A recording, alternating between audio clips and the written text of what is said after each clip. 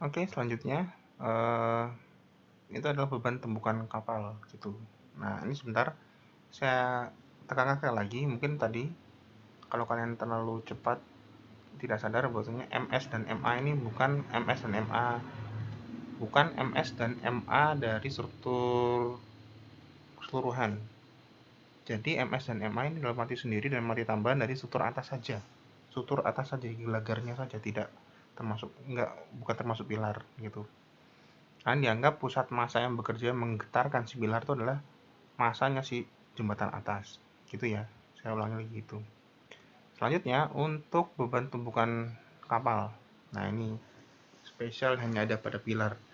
Tumpukan kapal kita hitung pertama arah lateral dan arah samping, arah longitudinal. Eh, Kapal rencana saya adalah kapal rencana bentuknya kapal perintis dengan berat 200 ton gitu. Ini saya cari-cari ketemu jurnal ITS gitu ya. Ada, jadi kapal perintis itu yang paling kecil beratnya ada 200 ton. Dimensi kapalnya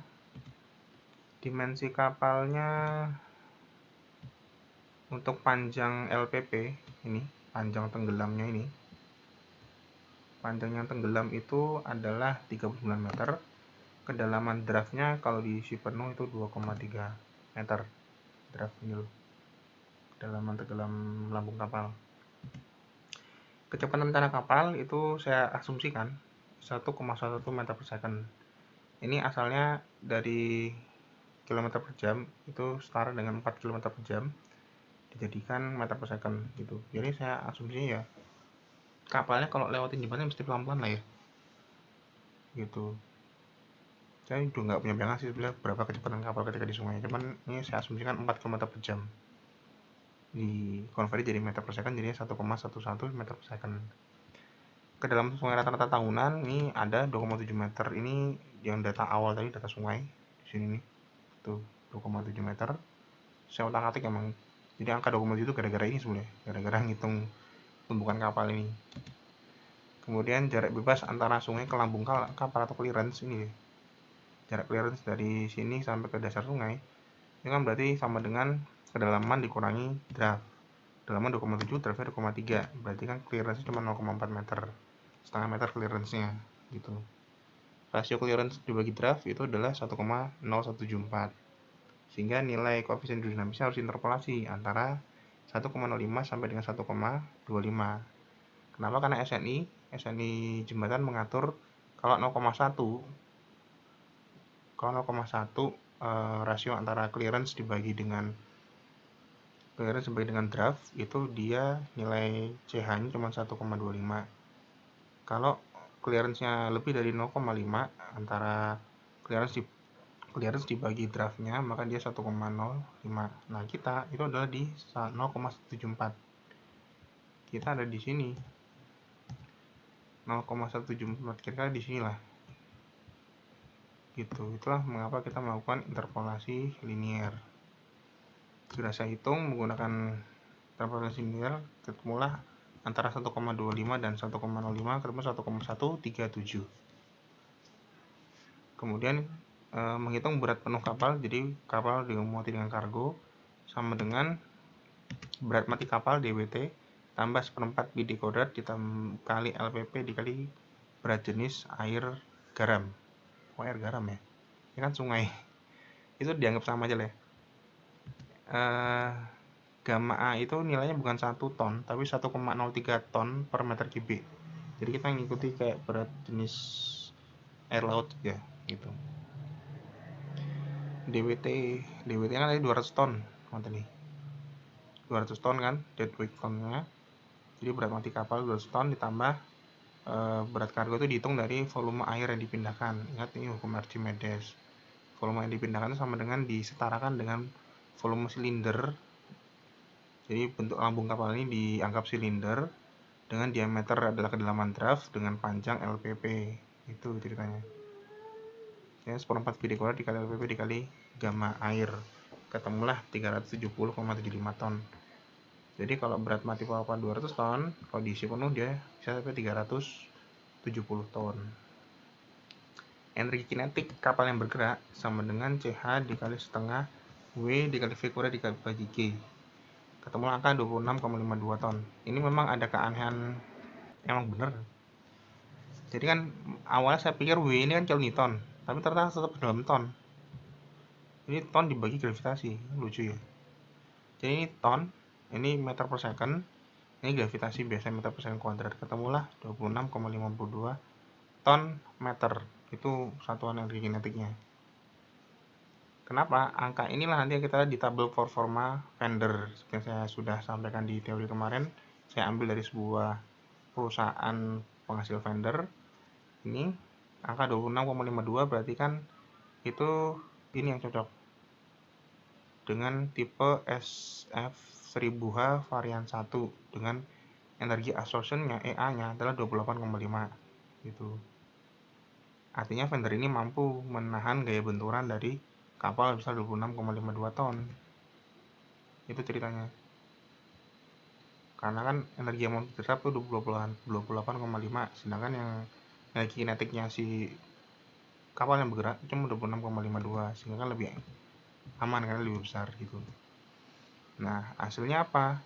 Reaction force-nya tumbukan kapal tadi, reaction force-nya 85,5 ton. Inilah yang masuk ke dalam rotor pilar kita.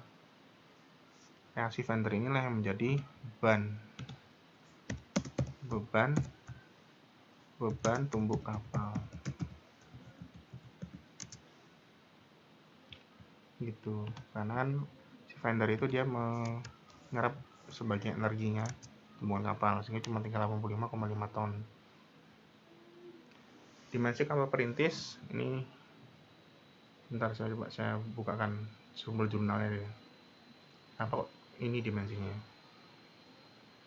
Nah, ini dari ITS ini. Jadi dimensi kapal perintis 200 ton itu adalah ini. Itu ya. Itu acuan saya. Kenapa kok? Saya ulangi. Tinggi lambung kapal 3,6, kedalaman draftnya 2,3. Itu asalnya dari sumber jurnal ini.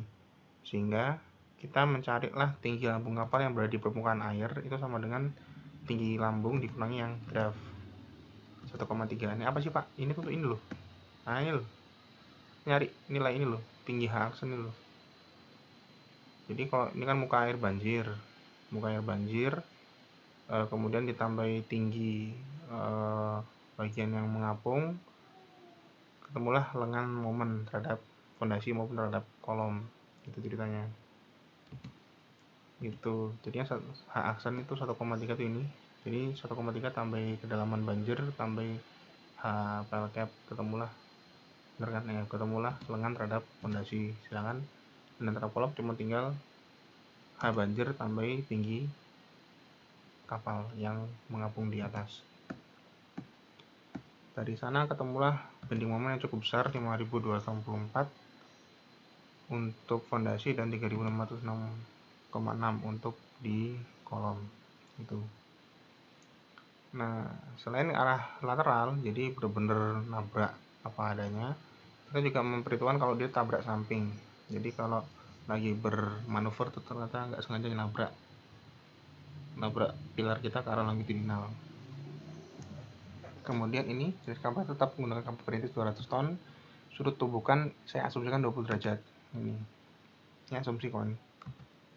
Mungkin 20 derajat, kemudian energi kinetik tumbukan dari depan dengan 26,52 ton meter. Ini loh. Kapal ini loh. Kalau dari samping yang ini itu E sin alpha cuma 9,07 ton meter. Kemudian kita asumsikan dalam satu kolom pilar ada 2 buah fender. Kok gitu Pak? Ini loh ada 2 buah fender. Dan kenapa? Karena pilarnya tuh sangat lebar ke arah arah lateral sini, sehingga muat tuh 2 fender. Sedangkan kalau tadi pas fender dipasang di sini itu cuma cukup buat 1 fender aja, nggak cukup buat 2 gitu. Karena 2, sehingga kan energi kinetik yang diterima oleh satu buah fender itu kan setengahnya, karena dibagi 2 sama rata, cuman 4,5, kurang lebih 4,5 ton meter. Jadi 4,5 ton meter kita pakailah tipe SF500 tipe V2 yang ini. yang ini 4,74. Dengan energinya yang bisa diterap adalah 4,74, reaction force-nya cuma 25,5 ton. Itu hati-hati, angka 25,5 ton itu reaction force untuk buah fender. Untuk buat satu set kan 2 buah nih, maka harus kalikan 2, tetap 51 ton. Gaya tumbukannya si kapal ke arah longitudinal itu 51 ton. Lengan momennya sama-sama tadi, seperti hitungan sebelumnya, sekian, maka dapatlah bending moment sekian. Itu. Ini sama kayak hitungan sebelumnya tadi. Alhamdulillah tadi ya. Pertama kalinya saya ngitung adanya tumbukan kapal, ternyata ya bisa. Jadi berdasarkan prinsip energi kinetik, kemudian alhamdulillah saya juga berhasil menemukan tabel spesifikasi performa fender, sehingga kita jadi tahu berapa reaksinya gitu. Lanjut kita ke gaya aliran air, benda hanyutan, dan tumbukan dengan batang kayu. Yang paling gampang dulu, tumbukan dengan batang kayu. Asumsi massa kayu yang menumbuk jembatan kita adalah 2 ton. Gitu. 2 ton ini standar SNI ya. Kecepatan air permukaan itu diambil 1, BKT SNI bilang boleh diambil 1,4 dikali kecepatan air rata-rata sungai. Kecepatan FVS ini sudah ada sejak data sungai awal tadi di sini. VS mana VS? Nah ini 1,5 sudah situ ya.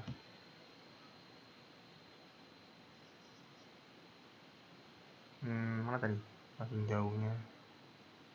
Nah ini 3,15 meter per second karena 1,4 kalikan 1,5. Nih. Nah ini saya baru ingat sekarang. Jadi kecepatannya itu adalah 1,4 dikali Vs kalikan 1,5 lagi. Kenapa? Karena ini. Nah ini. Karena kecepatan airnya itu untuk jembatan permanen minimum harus dikasih faktor beban 1,5. Jadi safety faktornya 1,5 kali lipat. Bukan, ini kesalahan saya kemarin, bukan di kombinasi beban tapi di kecepatan airnya.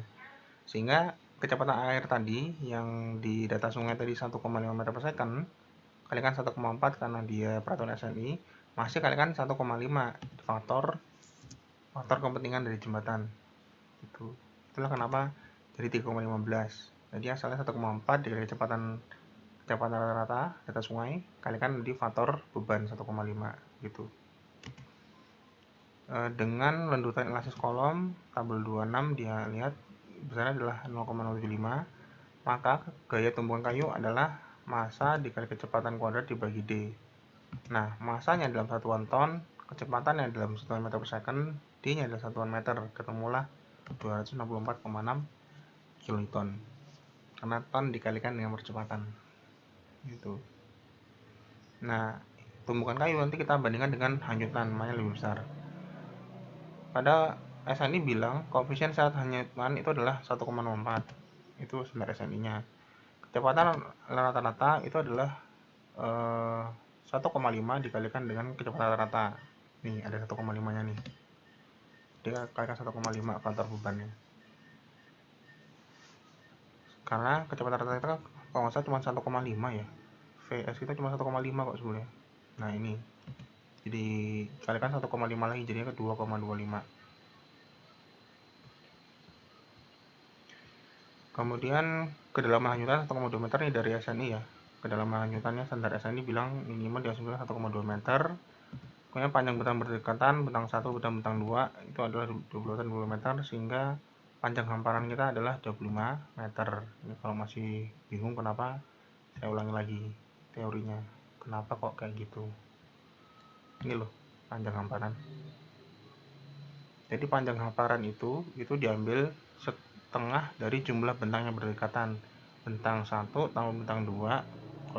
Kalau kita cuma 2 bentang, sehingga 20 meter tambah 20 meter dibagi 2, itulah panjang hamparan gitu. Sehingga luas proyeksi benda hanyutan itu adalah L dikali DH. 20 meter dikalikan kedalaman 1,2 meter, 30 meter persegi. gayanya adalah, ini rumusnya dari Sandy, ketemu 78,975 kilonewton. Nah, kita rekap, kita bandingkan dengan kayu 264 kilonewton, bendanya kan cuma 78 kilonewton. Artinya yang menentukan adalah gaya tumbukan kayu. Ini yang kita gunakan.